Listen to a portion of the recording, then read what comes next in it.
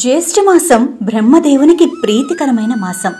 ఈ మాసంలో తనని ఆరాధించిన వారిని బ్రహ్మదేవుడు అనుగ్రహిస్తాడని, బ్రహ్మదేవుడి ప్రతిమను గోధుమ పిండితో తయారు చేసుకుని ఈ నెల రోజుల పాటు పూజించటం వలన విశేషమైన ఫలితాలను పొందవచ్చని, ఈ మాసంలో చేసే విష్ణు సహస్రనామ పారాయణం అనంత ఫలితాన్నిస్తుంది. అలాగే నీళ్లను దానం చేయటం వలన చాలా ఉత్తమమైన ఫలితాలు దక్కుతాయి. జ్యేష్ఠ శుద్ధ తదియ నాడు రంభా తృతీయగా జరుపుకుంటారు.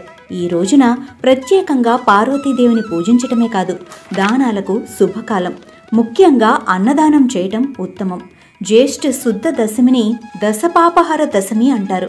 అంటే 10 రకాల పాపాలను పోగొట్టే దశమి అని అర్థం. పాపాలను హరించే శక్తి కలిగిన దశమి రోజున గంగా స్నానం లేదా ఏదైనా నదిలో 10 సార్లు మునకేస్తే మంచి ఫలితాన్నిస్తుంది.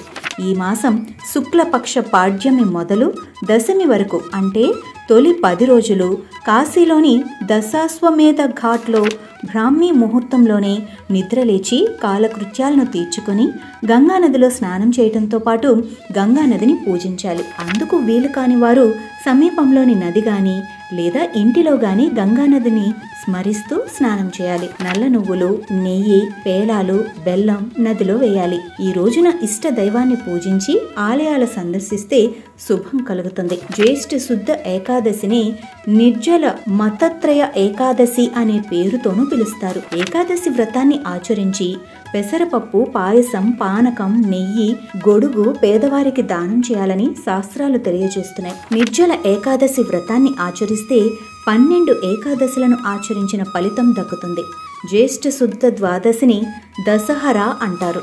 ఇది దుర్దశలను పోగొట్టగలిగే శక్తి కలిగిన తిథి. ఈ రోజు నదీ స్నానాలు చేయాలి. అలాంటి అవకాశం లేనప్పుడు ఇంట్లో స్నానమాచరించే సమయంలో గంగాదేవిని స్మరించటం ఉత్తమం. జ్యేష్ఠ పూర్ణిమను మహాజ్యేష్ఠి అంటారు. ఈ రోజున తిలలు దానం చేసిన వారికి అశ్వమేధ యాగం చేసిన ఫలితం లభిస్తుంది. జ్యేష్ఠ నక్షత్రంతో కూడిన జ్యేష్ఠ మాసంలో గొడుగు, చెప్పులను అనాథలకు, నిర్భాగ్యులకు దానం చేసిన వారికి ఉత్తమ గతులతో పాటు ఐశ్వర్యం ప్రాప్తిస్తాయని విష్ణు పురాణం తెలిపింది. వామన ప్రీతికి విసనకర్ర, జలకలసం, మంచి గంధం దానం చేయాలి. ఈ పౌర్ణమిని ఏరువాక పున్నమి పేరుతో జరుపుకుంటారు. ఇది రైతుల పండుగ. ఎద్దులను అలంకరించి పొంగలి పెట్టి ఊరేగింపుగా పొలాల వద్దకు తీసుకెళ్లి దుక్కి దున్నిస్తారు. వట సావిత్రి వ్రతం చేయనున్న మహిళలు జ్యేష్ఠ పౌర్ణమి తర్వాత 13వ రోజున మహిళలు వట సావిత్రి వ్రతం చేసుకుంటారు. భక్తులు 10 కాలాల పాటు సంపూర్ణ ఆయురారోగ్యంతో దీర్ఘాయుష్మంతులు కావాలని మనసారా కోరుకుంటూ ఈ పూజ చేస్తారు. జ్యేష్ఠ బహుళ ఏకాదశిని యోగిని వైష్ణవ మాధ్వ ఏకాదశి, సిద్ధ ఏకాదశి అని కూడా అంటారు. ఈ రోజున ఏకాదశి వ్రతం ఆచరించడం వల్ల అనుకున్న పనులు నెరవేరుతాయి. ఏకాదశి సూర్యోదయం నుండి ద్వాదశి సూర్యోదయం వరకు నీటిని త్యాగం చేసి ద్వాదశి నాడు స్నానాధికాలు పూర్తి చేసి బ్రాహ్మణులకు నీటితో పాటు సువర్ణ దానం చేయి. తర్వాత జితేంద్రియులైన బ్రాహ్మణులతో కలిసి భోజనం చేయి. శ్రీ మహావిష్ణువు నాతో ఏ మానవుడు నన్ను తలచి ఏకాదశి వ్రతం చేస్తారో వారు పాపాల నుండి విముక్తులవుతారు అని తెలియజేశాడు. జ్యేష్ఠ బహుళ చతుర్దశి మాస శివరాత్రి ప్రదోషకాలంలో శివునికి అభిషేకం, బిల్వదళాలతో పూజిస్తే అకాల మృత్యుహరణం, యశస్సు, కీర్తి, ఆరోగ్యం లభిస్తుంది.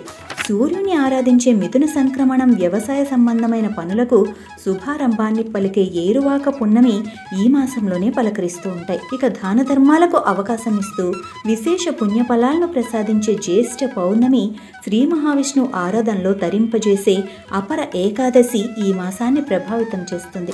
ఏకాదశి వ్రతం చేసిన వారికి స్వర్గం ప్రాప్తిస్తుంది. ఏకాదశి రోజు ఎవరైతే నీటిని కూడా తాగకుండా ఉంటారో వారికి ఒక్కొక్క ఏకాదశికి 1,00,00,000 సువర్ణ ముద్రలు దానం చేసిన పుణ్య ఫలం లభిస్తుంది.